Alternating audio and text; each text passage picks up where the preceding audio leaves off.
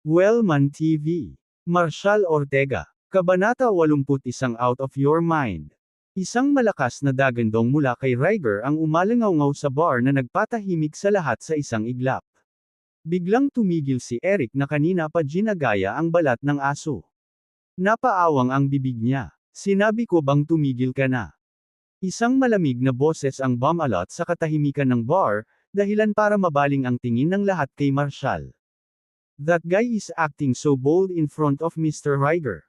Seryoso ba itong tanggang ito ay hindi kilala kung sino si Mr. Riger? Nakanganga ang karamihan sa pagtataka. Nawala na ba siya sa isip niya? Hindi ba siya natatakot na tadterin siya ni Mr. Riger right there? Napilayan niya ang pamangkin ni Mr. Riger. Hindi mahalaga kung paano siya mamatay ngayong gabi. Hindi sigurado si Eric kung ano ang gagawin sa sandaling iyon. Tumingin siya kay Marshal, pagkatapos ay bumalik kay Riger, tumutulo ang mga luha sa kanyang mukha. Mr. Riger, Mr. Ortega. 2. Malungkot ang ekspresyon ni Riger habang humakbang palapit kay Eric at sinampal ito ng malakas sa mukha. Umalangaw ang tunog ng sampal na iyon. Ang tanga mo. Hindi mo ba narinig ang sinabi ni Mr. Ortega? Tumahol ka pa. Si Eric, natulala at nalilito, ay nagtaka kung ano ang nangyari. Anong nangyayari? Ginagalang ba talaga ni Mr. Riger ang lalaking iyon? Lalong nabigla ang mga nanunood. Ano ang nangyayari? Inutusan talaga ni Mr. Riger si Eric na sundin ang utos ni Marshal. Anong uri ng laro ang nilalaro ng hari ng demonyo mula sa Abyssal Dominion? Tulad ng haka-haka ng lahat, personal na kinaladkad ni Riger si Sean papunta kay Marshal. Lumuhad ka at humingi ng tawad kay Mr. Ortega. Bakas sa mukha ni Sean ang pagkalito. Hindi niya maintindihan kung bakit yumuko kay Marshal si Riger, na namuno sa Harmonfield sa loob ng mahigit isang dekada. Sa kabila ng hindi niya maigalaw ang isang braso at nakararanas ng matinding sakit, kinailangan niya mga order. Sumunod kay Riger. Lumuhad si Sean sa harap ni Marshal at humingi ng tawad, Mr. Ortega, I'm sorry. Nilapitan din ni Riger si Marshal ng may paggalang, sinabing, Mr. Ortega, kasalanan ko po kung hindi ko siya dinidisiplina ng maayos. Sige, pabayaan na natin yan. Tumalikod si Marshal at nagsimulang magtungo sa labasan. Salamat, Mr. Ortega. Nakahinga ng maluwag si Riger, pinunasan ang pawis sa kanyang noo. Nang makaalis si Marshal sa bar, tinapakan ni Riger ang likod ni Sean. Moherf *Sacker. Muntik mo na akong mapatay. Kung hindi dahil sa awa ni Mr. Ortega, patay ka sa. Ngayon na. Tito, sino siya? Natakot si Sean habang nakaluhod sa lupa, hindi pa niya nakitang ganito kagalit si Riger. He's just some nobody. Why are you showing him so much respect? Shut up. If ever na humakbang ka ulit para sa isang tao nang walang pahintulot ko, I swear I'll ruin you. At tandaan mo ito. Kung makikita mo ulit si Mr. Ortega at maglakas loob na kumilos, hindi ka na magiging maswerte sa susunod. Sige, nakuha ko na. Nakayuko si Sean, nakasubsob ang mukha sa lupa. Handa nang umalis si Riger. Sinulyapan niya si Eric, na parang aso pa rin ang sinusubukang tumahol, at tinapakan ang mukha. Damn! Eric, di ba? Sa tingin mo sa iyong mga pangit na kakayahan ay maaari kang umikot sa pagpatay ng mga tao. Haharapin kita. Ngayon na. Inilabas ni Riger ang lahat ng nakakulong niyang galit kay Eric. Akmang dudurugin na niya ang leeg ni Eric, sumigaw si Eric. Mr. Riger, hindi mo ako mapapatay. Ako ang dogger ni Mr. Ortega, pumayag na siyang kunin ako. Huminto si Riger, umiling-iling habang naglalakad palabas ng bar. Si Eric ay bumagsak sa lupa, lubos na takot. Malapit na iyon. Halos hindi na siya nakatakas sa kamatayan. Kung hindi niya ibinunyag ang pangalan ni Marshal sa huling sandali, makikilala na niya ang gumawa ngayon. Si Sarah at Emily, na hindi umalis sa oras, ay nakatayong natigilan, sinusubukang iproseso ang nangyari. Ang underground kingpin ng Harmonfield, si Mr. Riger ng Abyssal Dominion, ay talagang takot kay Marshal T. Sino ba talaga si Marshal T? Ano ang ibig sabihin nito? Pinalampas lang ba natin ang magandang pagkakataon? Vera, wait up. Dali sabihin mo sa amin, saang mayayamang pamilya galing si Marshall. Gusto namin siyang makausap. Hinabol ni Sarah sina Vera at Raymond, tinawag sila. May bar sa Sunny Grove na medyo kakaiba. I can take you there, my treat. Huminto si Vera, lumingon siya na may nakakalokong ngiti. Kalimutan na natin ito. Wala akong alam sa background niya. Kung ikaw ay tumaya sa maling kabayo, ito ay isang sakuna para sa iyo. At saka, hindi naman siya pupunta doon. Pagkatapos noon, nagmamadali siyang lumabas, na tinatawag na, Marshall, pasensya na. Hindi ko alam na mangyayari ito. Naabutan din sila ni Raymond. Yumuko siya at sinabing, Marshall, salamat. Wala lang. Aalis na ako. Kinawayan ni Marshall ang kamay at naglakad papunta sa Land Rover na nakaparada sa tapat ng bar. Mabilis na lumabas si Rowan at pinagbuksan siya ng pinto. Nagmaneho si Marshall sa Land Rover, na wala sa malamig na gabi. Pinagmasdan ni Grace at Daniel, na kanina pa naghihintay sa kotse sa labas, ang eksena sa harap ng bar. Si Marshall talaga nag-walk out ng buhay. Si Daniel, nagtataka, ay napatingin sa direksyon kung saan nawala ang Land Rover. Hoy, Daniel, nakita mo ba kung sinong kalalabas lang ng Land Rover? Di ba si Rowan yun? Hinayla ni Grace ang kay Daniel. Braso. Napatango si Daniel sa gulat. Oo. Paano kaya mapapasakay ni Rowan si Marshall? Isa ba siya sa mga tao ni Daphne? Mabilis na nilapitan ng dalawa si Sarah at ang kanyang mga kaibigan, napansin ang kanilang dismayadong ekspresyon. What's wrong? Mukha talagang malungkot kayong lahat. Napabuntong hininga si Sarah at sinabing, kasalanan natin ang pagiging bulag. Isang malaking shot na tulad niya ang nasa tabi natin, at hindi natin alam. Malamig na sumangot si Emily at sinabing, ano ang pinagkaiba nito? Sa ganoong sitwasyon, lahat ay walang gustong gawin kay Marshall. Ngayon gusto mo siyang sipsipin. Sa tingin mo ba ay mag-aalala pa rin siya sa atin? Sumimangot si Grace ngunit tapos biglang ngumiti. Pero may Vera pa tayo di ba? Hindi man lang napansin ni Marshall ang ginagawa namin. Vera, bakit hindi mo tanungin si Marshall kung gusto niyang sumama sa atin sa hapunan bukas ng gabi? Napatingin si Vera sa sabik na ekspresyon ni Grace at Daniel. She scoffed, sa tingin mo ba pupunta talaga siya? Haha. Kasabay nito, mabilis siyang sumakay sa kanyang Porsche patungo sa Donspire Heights Estates. Pinandilatan ni Grace ang umaatres na figure ni Vera at tinadyakan ang paa. Ano bang magandang makilala si Marshall? Hindi mo siya boyfriend. Daniel, kung makakarating ka sa Eastvale Project bukas, tataas ang status mo. Sa oras na iyon, ang iyong tangkad ay higit na malayo sa mga Silva. Umiling si Emily habang pinagmamasdan sina Grace at Danny na paalis, na nag-iisip, kahit isang tao ang gumagalang kay Marshall. Ano ang silbi ng paglipag ng isang maliit na proyekto sa pamumuhunan? Riger. Halika Sarah, kung pinalampas natin ang pagkakataong ito, wala nang isa pa. Napabuntong hininga si Emily, hinayla ang naghihinayang pa rin na si Sarah habang sila ay nagmamaneho ng may pagkabigo. Sa bundok na kalsada ng Donspire Heights Estates, pinaandar ni Marshall ang Land Rover, nakikinig sa musika habang masayang hinahangaan ang manyeb na tanawin sa gabi sa ilalim ng maliwanag na buwan. Ibinaba niya ang bintana, pinapasok ang malamig na simoy ng hangin sa gabi. Huminga ng malalim sa presko at naliliwanagan ng buwan na hangin, nakaramdam siya ng lubos na kaginhawahan.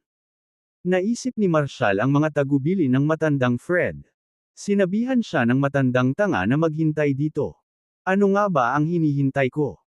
Sinubukan ba akong gawing abala ng matandang hamak na iyon habang siya naman ay nag-e-enjoy sa mga manliligaw? Screech. Biglang, isang tili ng mga gulong na gumigiling sa aspalto ang bumasag sa katahimikan habang ang isang matangkad na pulang Porsche ay dumating sa paligid ng sulok. Damn it! Nasisiraan ka na ba ng bait, babae? Inihinto ni Marshall ang kanyang sasakyan, sumilip sa bintana, at sumigaw. Ngumisi si Vera, bumaba sa kanyang sasakyan. Ikaw ang tatama sa akin, tapos ngayon sinisisi mo ako. Marshall pouted, sige, ang galing mo. I'll let you go muna.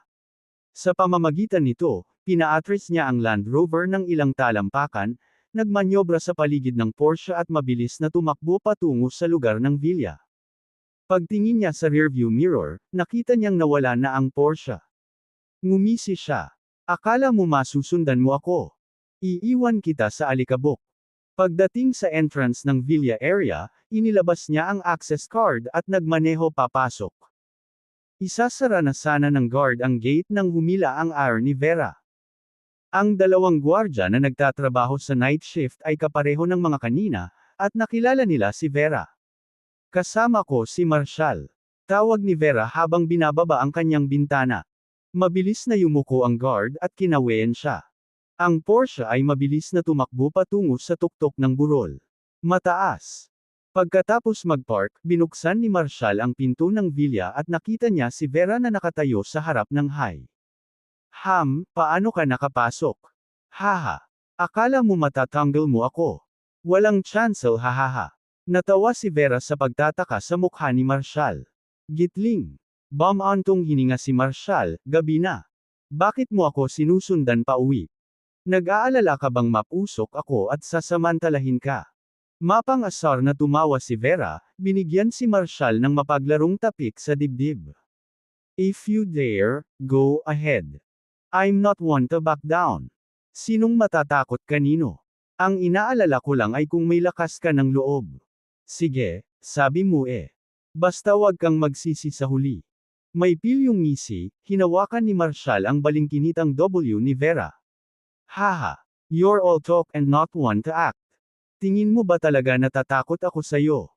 Matigas ang ulo ni Vera, bagamat sumagi sa kanyang isipan ang pagkislap ng kawalan ng katiyakan. Sinabi mo. Kasabay nito, hinawakan siya ni Marshall sa kanyang mga bisig at nagtungo sa kwarto, isang mapaglarong ngiti ang sumasayaw sa kanyang mga labi.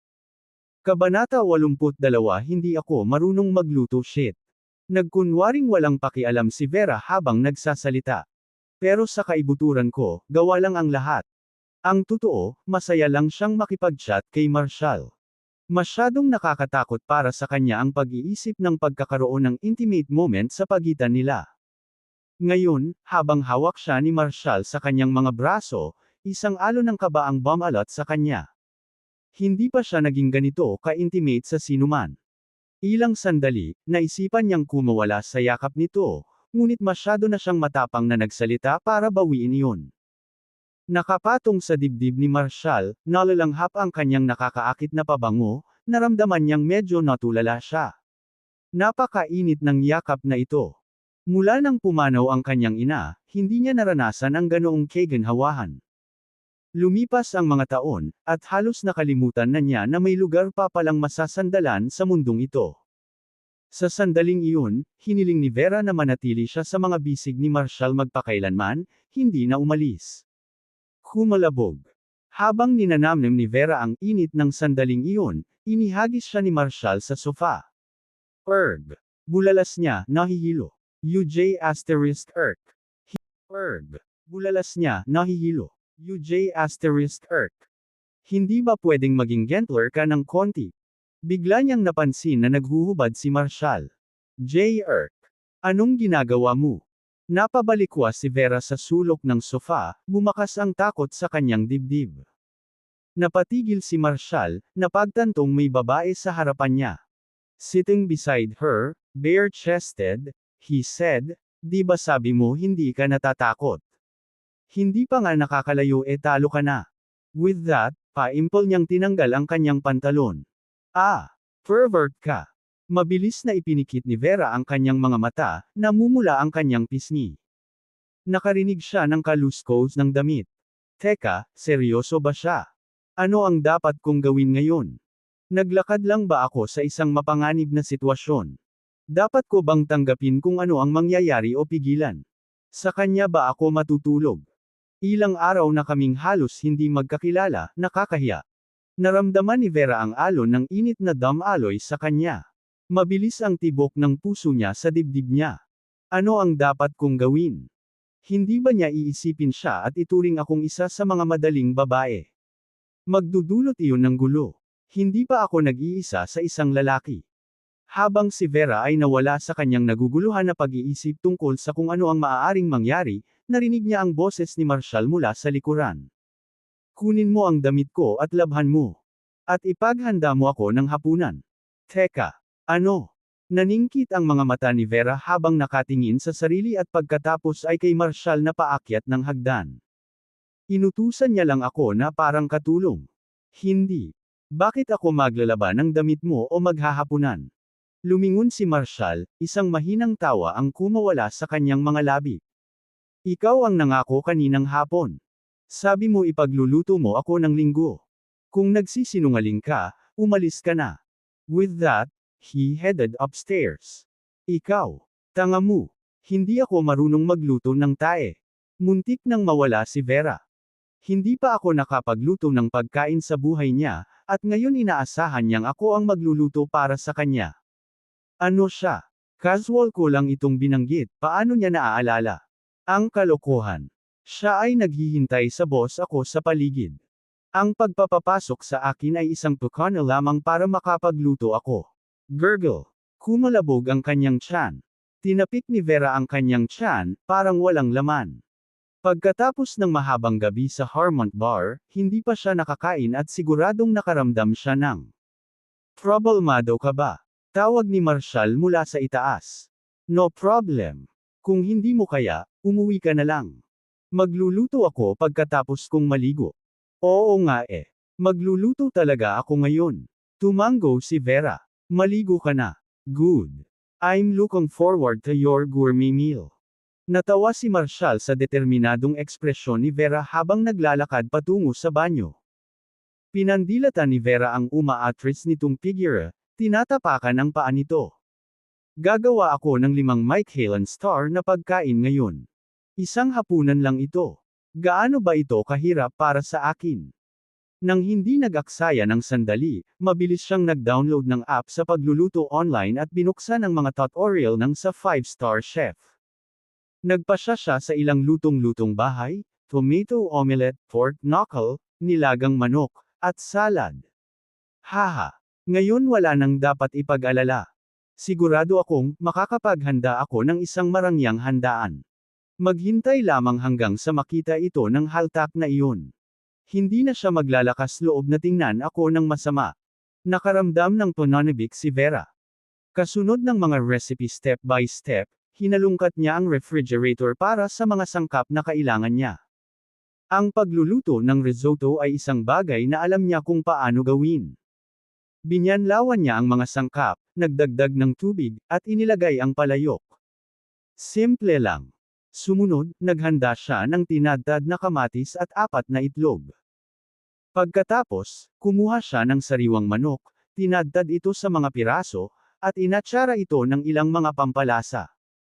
Sa panunood ng magarbong kasanayan sa kutsilyo ng chef sa video, ang hakbang na ito ay mahirap.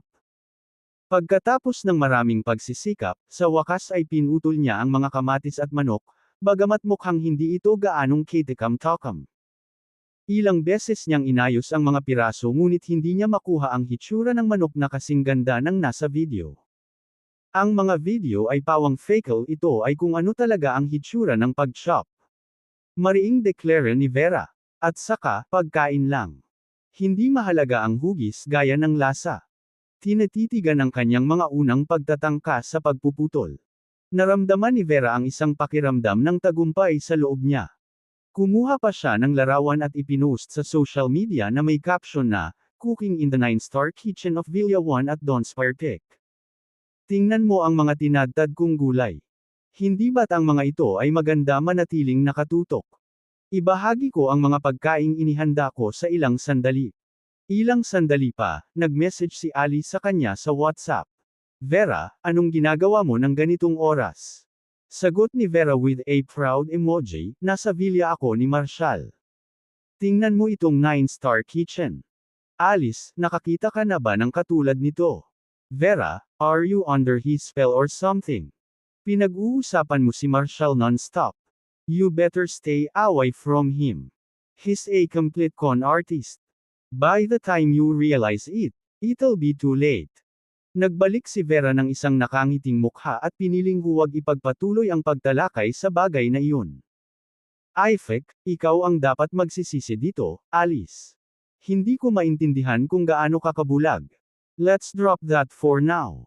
Time will reveal the truth. May isa pang ulam na ihahanda. Kailangan kong linisin itong manok at saka ilagay sa kaldero para nilaga. Kailangan tumakbo ngayon. Maya-maya lang ay pumasok si Marshall sa kusina. Tanong niya, handa na ba ang pagkain? Kinakabahang tinulak siya ni Vera palabas ng kusina. Sabi niya, sandali lang. Maglaro ka muna sa phone mo sa sala. Malapit na maging handa ang hapunan. Gusto kong makita kung ano ang ginagawa mo. Sinubukan ni Marshall na sumilip, ngunit hinarang ni Vera ang kanyang paningin. Inihahanda ko na ang manok para nilaga. Bakit hindi ka magpa-picture dito? Sumandal si Marshall at nakita ang manok sa cutting board. Great! I'm looking forward sa chicken. Siguraduhin mo lang na nakakain. Kumpiyansa na tumanggo si Vera. 5-star quality ang mga lutuin na ginagawa ko. Kapag nasubukan mo na, hindi ka natitigil sa pagkain. Hahaha. Tiningnan ni Marshall ang kanyang napakatalino ng ngiti at kinagat ang kanyang mga labi. Ganyan ba talaga kahanga-hanga ang paggawa ng pagkain? Dapat ito ang unang pagkakataon mo, tama ba? Sige, tama na ang pang-aasar. Naghihintay pa akong matikman ang iyong 5-star dinner. Umalis ka na. Iniistorbo mo ako. Kung hindi ka magmadali, hindi na magiging fresh ang pagkain. Kung masama ang lasa, huwag mo akong sisihin. Tinulak ni Vera si Marshall palabas ng kusina, saka nagmamadaling bumalik sa kanyang niluluto. Ang pagluluto ay nakakagulat na nakakatugon. Pagbalik sa kusina, agad na inilagay ni Vera ang manok sa kaldero, nagdagdag ng iba't ibang sangkap, at sinimulang singaw. Nagsimula siya sa tomato omelette. Matapos mapanood ang video tutorial, nagmamadali siyang umikot sa sobrang tuwa. Sa wakas, ang kamatis. Kumpleto ang omelette, kasama ang pork knuckle. Gayunpaman, ang kanyang kakulangan sa kasanayan sa pagkontrol sa init ay nagresulta sa isang magulong proseso ng pagluluto. Nauwi sa gulo-gulo ang kanyang buhok at ang kanyang mga pisngi ay sin-eared ng puti at itim, na parabang kagagaling lang niya sa isang matinding labanan. Sa wakas, nagawa na ang lahat. Sa pagtingin sa 4 na pinggan sa kalan, naramdaman niya ang labis na pakiramdam ng tagumpay. Sa wakas nakagawa na ako ng 5-star meal. Saan nanggagaling ang amoy na yan? Nasunog ba ang kusina? Sinundot ni Marshall ang kanyang ulo, pinagmamasdan ang malabo na kusina at ang pagod na mukha ni Vera. Ha! Lumabas ka sa kusina. Mabilis siyang tinulak ni Vera palabas ng kusina. Desidido siyang bigyan siya ng malaking sorpresa. Ipapakita ko sa hamak na iyon ang aking luto. Matapos humanga sa kanyang mga culinary creations, mabilis niyang nilagyan ng mga takip ang 4 na pinggan. Natupad ang misyon. Hindi nagtagal, inihain sa hapagkainan ang 4 na 5-star replica dish. Napatingin si Marshall sa may pahid na mukha ni Vera. He chuckled and said, mahirap talaga magluto ha. Biglang umalangaw-ngaw ang mabahong amoy mula sa mga nakatikip na pinggan. Tinitigan ni Marshall ang plato sa mesa at nagtanong, kakaluto mo lang ba ng tae? Anong masamang amoy iyon? Sinaman siya ng tingin ni Vera at itinaas ang takip. Tingnan mo, at sabihin sa akin kung ano ang tingin mo sa mga pagkaing ginawa ko. Kabanata 83 ang kanyang pagluluto ay nabigo. Buzz! Isang mabahong amoy ang bumungad, na pinupuno ang hangin ng baho nito. Ano bang niluto mo? Ang bango.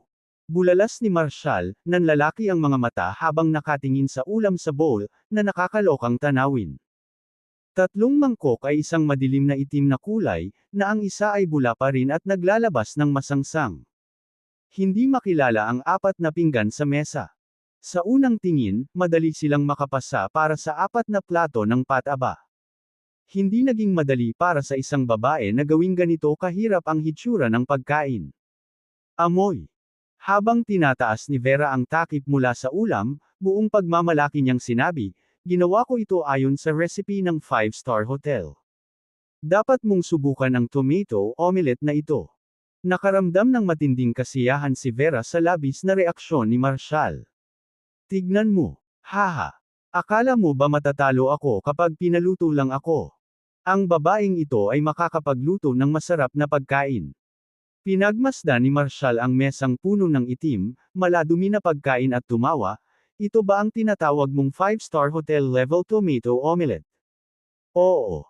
Magmadali at subukan ito. Ano sa palagay mo?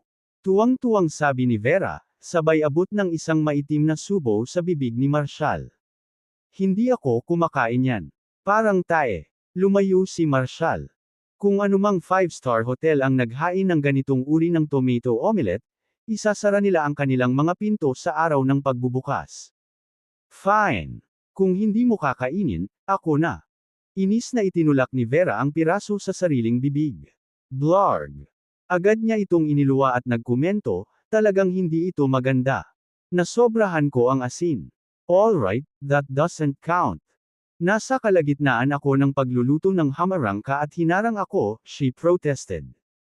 Sinulyapan muli ni Marshall ang mga ulam, pagkatapos ay sa kaldero ng nilagang itim na manok. Why don't W soup? How does it taste? Blarg. Sumimsam si Vera sa nilagang manok at agad na iniluwa. Subukan ang ilang manok. Damat. Dapat ay scam ang recipe ng video. Eksaktong sinunod ko ang mga hakbang, kaya paano ito naging mabaho, nakakadiri na siyewo. Pinagmasdan ni Marshall ang kaldero ng nilagang manok at nagtanong, inilabas mo ba ang lamang loob ng manok bago ito ihagi sa kaldero? Ganito ba ang ginagawa ng mga 5-star chef? Noon sa wakas na intindihan na ni Vera. Oh my God, kailangan mo bang tanggalin ang lamang loob bago nilaga ng manok? Damat. Ang video ay hindi binanggit iyon. Pumasok si Vera sa banyo at ilang beses na nag-toothbrush. Naglaga pala talaga ako ng kaldero ng dumi ng manok. Huminga ng malalim, tuluyang lumabas ng banyo si Vera. Itinapon ni Marshall ang buong pagkalat sa basurahan. Let me try again. This time, I'll definitely make something. Ani Vera na namula ang pisngi. Kalimutan mo na yan. Kapag hinayaan kitang magluto ulit, baka masunog mo ang kusina ko, sabi ni Marshall na sinuklian si Vera na parabang gumapang palabas ng kaldero. Maghilamos ka na. Nasa kwarto mo pa ang damit mo. I can't believe I fell for your tricks, you little con. Artista. Wala akong lakas ng loob na ipagluto mo ako ng isang buong linggo. Hindi naman susuko si Vera at sinabing, kaya ko to. Sa maraming pagsasanay, tiyak na makakapagluto ako ng disente. Bahagyang tumawa si Marshall. Sure. With more practice, probably you could create a table full of impressive drops. I'd be impressed. Bilasan mo maghilamos ka. May itatapon ako para lang mapuno ang tiyan ko. Desidido akong gumawa ng masarap na ulam. Naikuyom ni Vera ang kanyang mga kamao, pinagmamasdan ang likod ni Marshall habang patungo ito sa kusina. Maghintay ka lang. Titignan ko kung anong klaseng mahika ang magagawa mo.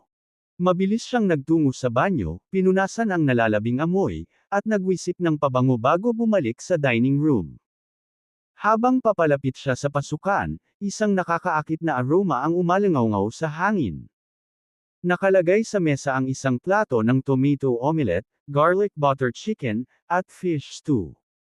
Ang tomato omelette ay mukhang makulay at makatas. Ang manok na mantikilya ng bawang ay kumikinang ng nakakaakit. Hindi makatiis, nakaramdam siya ng matinding pagnanasa na kumagat kaagad. Ginawa. Ikaw ang gumawa nito. Nagtatakang tanong ni Vera. Hindi, ikaw ba? Tinulak siya ni Marshall ng tinidor at isang plato ng pasta. Sige na kumain ka na. Marunong din magluto ang lalaking ito. Kumuha siya ng isang piraso ng tomato omelette, at sumabog ang lasa sa kanyang bibig. Masarap. Hindi pa ako nakakatikim ng ganito kasarap na tomato omelette. Ang manok ay malambot at makatas, natutunaw sa aking bibig. Ang lasa ay katangi-tangi. At nariyan ang nilagang isda. Sumimsam siya. Wow! Ang sopas na ito ay hindi kapani-pani walang lasa. Kinain niya ang kanyang pagkain ng buong tononibik, halos hindi iniangat ang kanyang ulo. Burp! Isang malakas na belch ang kumawala sa kanyang mga labi. Noon lang niya napagtanto na pinagmamasdan siya ni Marshall nang may matinding interes mula sa kabilang mesa. Anong tinatitigan mo? Kinakabahang tanong ni Vera sabay check sa shirt niya. Tinapik-tapik niya ang tiyan niya na punong-puno na at sinulyapan ang mga walang laman na mangkok at plato sa mesa. Hindi ka ba kumakain ng ilang araw? Tumaas ang isang kilay ni Marshall, pinagmamasdan ang mantika sa sulok ng bibig ni Vera. Talaga, burp. Nakaramdam ng matinding inis si Vera habang sinusubukang pigilan ang panibagong belch. Ngunit may ibang ideya ang kanyang tiyan. Nagkaroon ng gas na namumuo na gustong-gustong makatakas. Sinubukan niyang pigilan ito. Wala nang nakakahiyang mga sandali ngayon, pakiusap. Paglingon niya ay nagtungo siya sa banyo. Nako, napahiya ako sa sarili ko ngayon. Nagtago si Vera sa banyo, nahihiya na lumabas ng matagal. Nang sa wakas ay lumabas na siya, bumalik na si Marshall sa kanyang silid upang magpahinga. Nagpakawala siya ng mahabang buntong hininga at bumagsak sa malaking kama. Kinaumagahan. Nagising si Vera nang makitang nakaalis na si Marshall sa villa. Hindi man lang siya nag-abalang tawagan ako pagkagising niya. Noon lang niya naalala na si Marshall ay nagsisimula sa kanyang bagong trabaho sa Eastvale Piment Company ngayon. Pagkatapos ng mabilisang make-up, umalis na siya sa villa. Pagdating pa lang niya sa entrance ng villa, nakita niya si Raymond na naglalakad sa landas na nakatracksuit, ang mukha nito.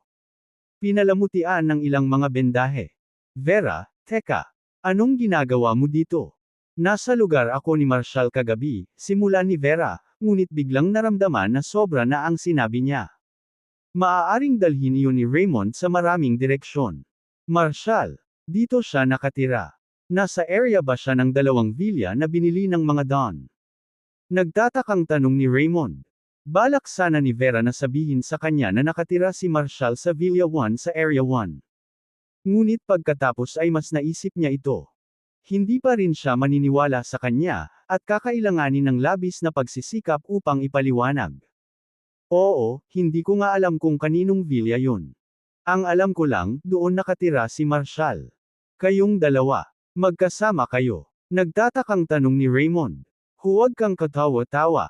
Namula ang pisngi ni Vera. Pumunta lang ako para tingnan. Huwag kang mag-isip ng kalokohan. Tumawa si Raymond at tumango.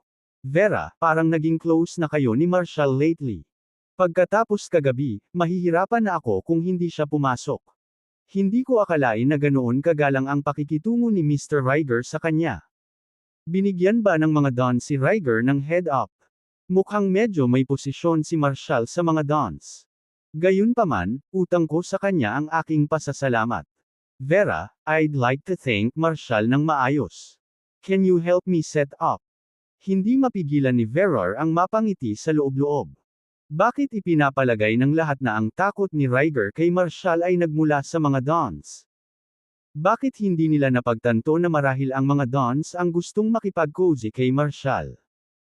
Kahit na makapangyarihan ang mga Dons, talagang may karapatan ba silang manatili sa Villa 1 sa Donspire Peak?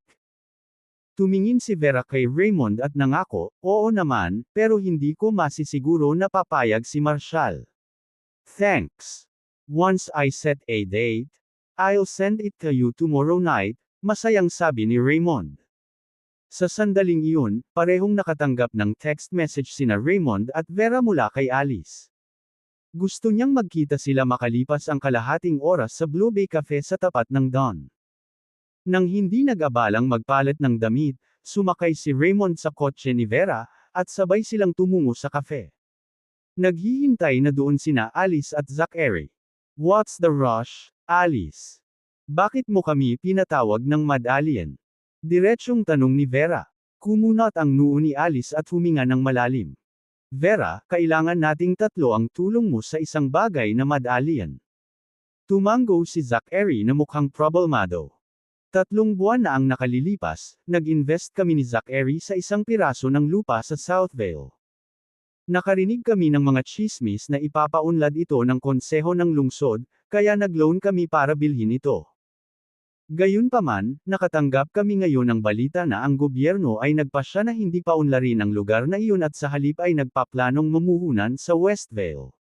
Bumaba ang presyo ng lupa sa Southvale.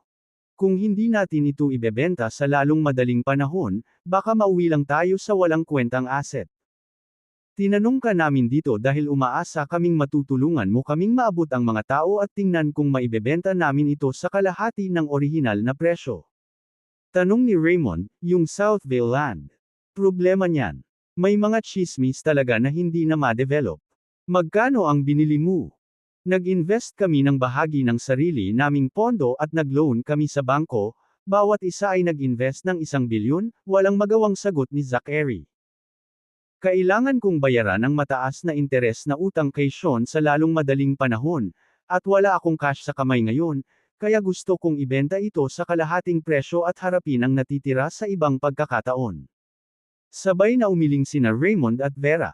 Dahil sa kasalukuyang sitwasyon, mahirap i-offload ito. Kabanata 84 na talagang kinasusuklaman ng mga nakakatakot na lalaki. Kumunot ang noo ni Alice, nagpakawala ng mahabang buntong hininga. Kung hindi namin makash in ang Southville property, hindi mababayaran ng pamilya ko ang utang sa bangko. Kung ang kadena ng pagpopondo para sa Miller Group ay bumagsak, ang mga kahihinatnan ay magiging mapaminsala, dagdag ni Alice. Si Vera, na nakikinig ng mabuti, ay nagbahagi ng kanyang pag-aalala. Alice, ano ang gagawin natin? Hindi ito maliit na halaga. Mapait na umiling si Alice at sinabing, sa totoo lang hindi ko alam kung ano ang gagawin. Kaya ako humihingi ng tulong sa iyo. Kailangan nating makipag-ugnayan sa ating mga maimpluwensyang kaibigan upang makita kung sino man ang maaaring kumuha ng proyektong ito. Kailangan kong makabawi ng mga pondo ng mabilis para mabayaran ang bangko. Ang problema ay talagang inabandona ng lungsod ang ari-arian ng Southville.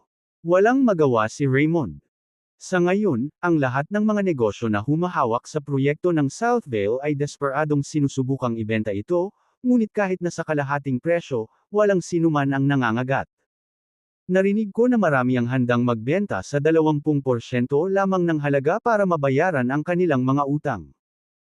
Tumango si Alice bilang pagsang-ayon at sinabing, "Guys, I have no choice but to ask you for help." Binigyan kami ng bangko ng hanggang sa susunod na linggo para mabayaran ang utang, o kung hindi. Buntong hininga. Sa mabigat na puso, muli siyang bumantong hininga. Ang kalusugan talaga ng lolo ko. Patungkol sa sinasabi ng mga doktor na maaari siyang tumagal ng higit sa 6 na buwan. Sa balitang ito, ang mga shareholder ay nagsimulang gumalaw, tinitingnan ang posisyon ng chairman. Gusto ni Lolo na ako ang pumalit sa kumpanya. Ngunit ngayon, ang proyektong pagpapaunlad ng Southville na itinaguyod ko sa loob ng 6 na buwan na ang nakalipas ay nagkaroon ng sagabal, at ito ay naging punto ng pag-uusap para sa mga shareholder at kamag-anak. Tumingin si Vera kay Alice na may simpatiya, nakakunot ang kanyang noo sa pag-aalala. Alice, hindi ba kasama mo si Liam mula sa Universal Group kahapon? Ang 1 bilyon ay hindi isang malaking pakikitungo para sa mga Hamilton, patuloy niya. At saka, ang Southville area ay bubuo sa kalaunan. Ito ay sandali lamang. Kung ang isang taong may kapangyarihan ay mamumuhunan sa Southville ngayon, tiyak na hindi sila malulugi. Malaki ang posibilidad na kumita sila. Pinilit ni Alice ang mapait na ngiti at ipinaliwanag, si Mr. Liam ay taong may malaking kayamanan. Hindi siya mag-aaksaya ng pera sa isang kadudadadang lugar. Tumango si Raymond bilang pagsang-ayon. Ayon sa kasalukuyang urban development plan para sa Harmonfield, ang Southville ay huminto sa pagtanggap ng mga pamumuhunan ngayon, maaaring hindi ito makakita ng anumang aksyon sa loob ng mahigit 1 dekada. Sinabi ni Vera, Alice, Zachary, ang iyong proyekto sa Southville ay talagang nagkakaproblema. Wala akong koneksyon para kunin ang iyong proyekto. Sa kasalukuyang estado ng Harmonfield, tanging ang Dons, Hamiltons, Violet Crest, at Abyss na kapangyarihan ang pumalit, at naghihintay sila ng tamang sandali. Ang Minion ay may. Gayunpaman, hindi sila madaling mumuhunan ng malaking halaga sa isang pangmatagalang pakikipagsapalaran na may hindi tiyak na resulta. Hindi mamumuhunan ng lungsod sa Southville maliban na lang kung may nangyaring mahimalang kaganapan. Umiling si Alice bilang pagbibitiw at sinabing, mukhang kailangan kong lunukan ang pride ko at lumapit sa Don Group at Violet Trust International baka interesado sina Shirley at Daphne. Teka, Zachary, naalala ko lang. Hindi ka ba close ng Vice General Manager ng isang sales department sa Dawn Group? Dapat ba natin siyang lapitan? Ano nga ulit ang pangalan niya? Nagliwanag ang mga mata ni Zachary, at sinabi niya, "Oh, I almost forgot, right? His name is Howard Dixon, an MBA from Otrinias Harvard Business School and the Vice General Manager of the Sales Department sa Dawn Group, word is, kaklase niya ng Shirley sa Harvard. Pinahahalagahan siya ng Dawn Group, at maaaring siya ang maging bagong presidente ng Eastvale."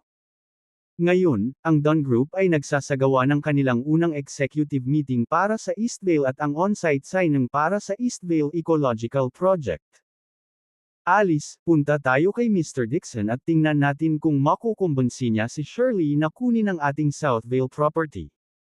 Nakinig si Vera sa kanilang pag-uusap, sabik na ibahagi ang kanyang kaalaman. Sa katotohanan, si Marshall ang bagong presidente ng Eastvale Development Company sa ilalim ng Dawn Group. Kung nagsalita si Marshall, ang pagkuha sa Dawn Group upang kunin ang 500 milyong Southvale lot ay maaaring salita lamang. Isang bagay. Sa kasamaang palad, ang mga Miller ay tila nawawalan ng pagkakataon na nararapat na pag-aari nila. Sige, subukan natin at tingnan kung makakahanap tayo ng breakthrough, sabi ni Alice, tumango. Vera, kung wala ka ng ibang gagawin, sumama ka na sa amin. Agad namang pumayag si Vera. Kanina pa niya gustong tingnan ang gusali ng Dawn Group sa kabilang kalye para makita kung ano ang kalagayan ni Marshall ngayon sa timon ng Eastvale Development Company. Nagkwentuhan muna silang apat bago tumungo sa Dawn Group. Maagang dumating si Marshall sa gusali ng Dawn Group ng umagang iyon. Pagpasok niya sa lobby, narinig niya ang isang pamilyar na boses na tumawag mula sa likuran, "Marshall." Paglingon niya, nakita niya sina Rosalie at Piper. Matapos tumango bilang pagsang-ayon, tinungo niya ang elevator. Hinayla ni Piper ang kanyang kaibigan at tinanong, "Bakit ka sumisigaw? Hindi ka ba nahihiya kapag binati mo ang isang security guard?" Mapaglarong inilabas ni Rosalie ang kanyang dila. Anong nakakahiya sa pagiging security guard ni Marshall?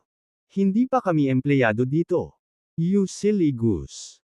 I'll be an executive here soon, maybe even an executive assistant or a vice president. He'll just remain a security guard. Piper rolled her eyes at Rosalie, disdain evident in her tone. Rosalie murmured, "Kahit na. Hindi naman big deal. Kami ay mga kasamahan at kaibigan. Bati lang. Tsaka tinulungan niya pa ako minsan." Piper scoffed, "Only someone as clueless as you would believe that. Can't you see na sadyang hinihintay niya ako? Tiyak na sinusubukan akong tamaan ng haltak na iyon, talagang kinasusuklaman ko ang mga kitikot-takot na lalaki." Talaga, Piper. Noong hindi ko tinatawag si Marshall, dumaan lang siya, saglit na nag-isip si Rosalie. At saka, hindi naman creepy si Marshall. Please. Kung hindi niya ako sinasadyang maghintay, bakit hindi siya nakauniporme sa poste niya kapag oras ng trabaho? Sinama ng tingin ni Piper si Marshall. Coward. Kahapon lang sa Forces Entertainment World, noong binubuli ako ng ilang lalaki, kunwari hindi niya ako nakikita. Ang mga lalaking katulad niya ang pinakamasama. Rosalie mumbled, "Baka hindi ka talaga niya nakita." Enough. Layuan mo siya. Huwag mong hintayin na mahulog ka sa panloloko at pagsisihan mo. Sinama ng tingin ni Piper si Rosalie habang pinapagalitan siya. Rosalie pouted, tumahimik. Sinulyapan ni Piper si Marshall sa elevator, iniisip na laktawan ito. Ngunit sa pagdating ng kanyang panayam, alam niyang wala siyang oras na sayangin. Sa sandaling iyon, tumakbo si Connor mula sa likuran. "Piper, Rosalie, nandito ka." Gayunpaman, kasya lang ang elevator ng dalawa pang tao. Tumingin si Connor sa loob at nakita si Marshall, na nag-scroll sa kanyang telepono na may headphones. "Nakukuha mo. Labas." Tahol niya. Lahat ng tao sa elevator ay napalingon sa kanya. Nagpatuloy si Marshall sa pag-scroll, hindi pinapansin si Connor. "Hoy, kinakausap kita. Hindi mo ba ako narinig?" Sigaw ni Connor. Nakilala ng dalawang tao sa elevator si Connor at nagtanong, "Mr. Whitman, sino ito?" Isang maliit na security guard lang mula sa kumpanya. Bakit ba kasi sumisiksik pa siya sa elevator kapag peak hours? Katawa-tawa. Halatang inis si Connor. Narinig mo ba ako? Lumabas ka na, para makapasok tayo. Piper, pinapanood si Marshall na hindi pinansin si Connor. Isang mapanuksong tawa ang pinakawalan niya. Nakakainis. Napakawalan niya just to share an elevator with me. Lumapit siya at tinanggal ang earphones ni Marshall. Kausap ka ni Connor. Umalis ka. Sinasayang mo ang oras ng lahat. Agad ang sama ng loob ni Marshall. Sino ang nagbigay sa iyo ng pahintulot na tanggalin ang aking headphone? Ikaw ay walang ugali na brat. Natigilan si Piper. She stammered, ikaw. How dare you speak to me like that? Mali ba akong tawagin kang masama? Sabi ni Marshall na may ngiti sa labi. Pag itinulak mo pa yan, baka masampal lang kita. Magwala ka. Gustong pumasok ni Connor, ngunit ang pagwawalang bahala ni Marshall ay nagpabagabag sa kanya. Sa wakas ay sinabi niya, fine, maghintay ka lang. Sasabihin ko sa security chief ang tungkol dito. Piper, mauna na kayo. Sasaluhin ko na ang susunod na elevator. Sibilisado ako at hindi makikipagtalo sa security guard. Sumakay sina Rosalie at Piper sa elevator. Hindi pinansin ni Marshall si Connor o si Piper at bumaling kay Rosalie. Tanong niya, narito ka ba para sa isang pakikipanayam ngayon? Tumango si Rosalie at sinabing, baka hindi ko makuha ang trabaho. Sabi ng interviewer, medyo atraso lang ako sa ibang candidates. Ngumiti si Marshall ng pampalakas loob. Huwag kang sumuko. Tiyak na makukuha mo ang trabaho. Napangisi ulit si Piper. Ano bang alam ng isang sekyo lang? You act like the company president. You seriously think whatever you say goes, ha? Kabanata 85. Sinulyapan ni Marshall si Piper na may halong saya at kawalan ng pakialam. Isang ngiti ang naglaro sa kanyang naguguluhan na ekspresyon. Nadulas bilang siya. Siya ang tipo ng babae na mahilig mag-overthink sa lahat, naghahabi ng mga detalyadong kwento sa kanyang isipan. Think whatever you want. Just enjoy your own little world, naisip niya, na tahimik na pinaalis siya. Hindi mabaliwala ang kanyang pagkabigo, lalong nabalisa si Piper. Hoy, kinakausap kita. Siya snap. Nasaksihan mo ba ang tatlong lalaki na binubuli ako sa Forces Entertainment World kahapon ng hapon? Malamig na tumawa si Marshall at sumagot. Of course I saw it. It's hard to miss something that close. What's your point? Dahil nakita mo akong sinusundo, bakit hindi mo itinaya ang iyong buhay para iligtas ako? Binalik ni Piper, malamig ang boses. Nagkibit-balikat si Marshall. Bakit ako dapat? Nag-igting ang mga ngipi ni Piper sa galit, at inakusahan niya, napakaduwag mo. Isang walang kwentang bagay. Tumawa lang si Marshall. What I am doesn't matter. What matters is that a woman like you, who is not even second-rate in looks, doesn't deserve anyone risking their life for her in a situation like that. That would be insane. Ikaw. Hindi may dahilan. Piper hissed, ang kanyang mga mata ay nagliliyab sa pang-aalipusta. Kung hindi mo kaya, huwag kang pumunta sa mga ganoong lugar, sagot ni Marshall na may dismissive na tono. Itinuro niya si Rosalie at sinabing, pero kung siya ang nasa ganoong sitwasyon, siguradong papasok ako. Sa sandaling iyon, bumukas ang mga pinto ng elevator sa ika-20 palapag. Sumenya si Marshall kay Rosalie. Excuse me, kailangan kong makalusot. You hypocrite. Sigaw ni Piper at napatigil ang paa sa frustration habang hila-hila si Rosalie palabas ng elevator at pamwesto sa harap ni Marshall. Malinaw na gusto mo ako at sinusubukan mo ang bawat trick sa libro para makuha ang atensyon ko, pero naglalaro ng husto. Nakakadiri. Oh please. Nagdedelusyon ka lang. Umiling si Marshall, hindi interesado sa karagdagang pagbibiro. Piper, pwede bang itigil mo na to? Sumingit si Rosalie. Hindi siya nakaimik dahil sa inasal ng kaibigan niya. Humarap siya kay Marshall na may apologetic smile at sinabing, Marshall, I'm really sorry about this. It's fine, hibot balikat ni Marshall. Hindi ako magpapatalo sa pakikipagtalo sa isang baliw. Huwag mawalan ng pag-asa, masisiguro mo ang trabaho. Kasabay nito, naglakad siya patungo sa executive conference room ng Dawn Group. Tumigil ka nga dyan. Tumawag si Piper sa kanya. Yan ang senior executive meeting room. What makes you think you can just waltz in there? Hindi na siya pinansin ni Marshall, nagpatuloy siya sa paglalakad. Sumugod si Piper sa unahan niya, na sumenyas na nag-aakusa. Sa tingin mo dahil lang sa security guard ka dito, pwede kang pumasok sa senior executive area kung gusto mo. Mahigpit ang rules ng Dawn Group para protektahan ang mga lihim ng negosyo nito. Nilagpasan siya ni Marshall, papasok sa kwarto nang walang sabi-sabi. Ikaw. Galit na galit, pinandilatan ni Piper ang umaatres na figure ni Marshall. Habang pinag-iisipan niyang pigilan siya, lumabas si Amber sa conference room at hinarangan ang kanyang dinadaanan. Excuse me, miss, but please keep your voice down. You're not a senior executive and not can't enter this area, she said firmly. Lumipat ang tingin ni Piper sa name tag ni Amber, na nakasulat kay President Assistant, Amber Jennings. Agad na nagbago ang kanyang kilos nang sumagot siya ng, "Hello, Ms. Jennings. Ako si Piper Dawson, nandito para sa isang panayam." Tumango si Amber at sinabing, "Nasa 15th floor ang HR department. Kailangan mong pumunta doon para sa interview mo." Ms. Jennings, sinusubukan ko siyang pigilan. Tinuro ni Piper ang likod ni Marshall at nagpaliwanag.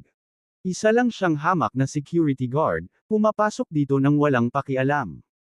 Tumaas ang isang kilay ni Amber at sinabing, "Sinabi mo lang bang security guard siya? Sinong nagsabi sa'yo niyan?" Si Connor, ang assistant team leader mula sa sales department, ang nagsabi, confident na sagot ni Piper. "Oh, nakikita ko. Malapit nang magdaos ang grupo ng isang senior executive meeting, at kailangan natin ang lahat ng non-executive personnel na umalis kaagad sa ika-20 palapag." Malinaw na itinuro ni Amber, na hindi nag-iwan ng puwang para sa hindi pagkakasundo. Ngunit, Ms. Jennings, siya ay isang nagsimulang magprotesta muli si Piper. Amber interrupted her, coldly stating, "Kung hindi ka aalis, I will have security escort you out." With that, kinuha niya ang radio niya. Security, mangyaring magpadala ng 2 security sa ika-20 palapag upang matiyak na maayos ang pagpupulong ng senior executive. Nagpatuloy sa pagtatalo si Piper, ngunit hinayla siya ni Rosalie patungo sa elevator. Pagpasok sa loob, inalis ni Piper ang pagkakahawak ni Rosalie, nag-aalab ang kanyang galit. "Bakit mo ako hinayla palayo? Kailangan kong sabihin kay Ms. Jennings na si Marshall, ang jerk na iyon, ay palihim na pumasok sa executive meeting." Bulalas ni Piper. Umiling si Rosalie at sinabing, "Piper, wala namang ginawa sa'yo si Marshall. Bakit lagi mo siyang hinahabol? Anong ibig mong sabihin na wala siyang ginawa sa akin?" Sumabog si Piper. Patuloy na nagpaparada ang hamak na security guard sa harap ni Thor para agawin ang atensyon ko. Nakakadiri. He even had the nerve to say my looks are not even second-rate to make an impression. It drives me crazy. Nagpatuloy siya, halata ang kanyang pagkadismaya. Sino bang lalaki ang nakakita sa akin at hindi nabighani? She continued, fuming. Lihim akong hinahangad ng asungot na ito ngunit malamig at walang malasakit na paka-ipokrito. Kailangan kong ilantad ang tunay niyang pagkatao. Akala ba niya maniniwala ako na siya ay isang senior executive dahil lang sa siya ay naglalakad sa lugar na iyon? Grabe, ang tanga. Napabuntong hininga si Rosalie, "Piper, baka nag-o-overthink ka dito. Hindi sinusubukan ni Marshall na mapalapit sa iyo o kung ano paman. Nakita mo rin. Ang babaeng kasama niya ay nagmamaneho ng Porsche 918 Spider, at mukhang mas maganda siya at mas maganda ang porma kaysa sa iyo." Binatukan ni Piper si Rosalie ng masamang tingin. Anong klaseng disenteng babae ang makakasama ng isang madungis na gwardya? Malamang taga-nightclub siya. Muling bumantong hininga si Rosalie. Ang pangalan niya ay Vera Silva. Hinala ko baka siya ang heiress ng mga Silva. Umiling si Piper sa pang-aalipusta at sinabing, ikaw lang ang bibili sa kalokohang iyon. Malamang kinuha siya ni Marshall bilang isang pawn para gumawa ng facade na magpapahanga sa akin. Seriously, I'm not falling for that. Plus, kung ang babaeng iyon ay si MS Silva, magsusuot ba siya ng panlalaking loafer sa hapunan? Isang tuyong tawa ang pinakawalan ni Rosalie. Kahit na ang babaeng iyon ay hindi ang Silva's heiress, paano ka nakakasiguro na si Marshall ay isang security guard? Kung totoo yun, bakit hindi siya pinigilan ni MS Jenang na pumasok sa executive meeting area? Binaril ni Piper. Siguro si Marshall talaga ay isang high-rankang executive. Mungkahi ni Rosalie. Kung hindi, hindi sana siya pinapasok doon, at hindi niya sasabihin sa akin na makukuha ko. Inupahan. Either way, naniniwala ako sa kanya. Tumango si Piper. Enough. Rosalie, you're too far gone. Anong sasabihin ko para magkaroon ka ng sense?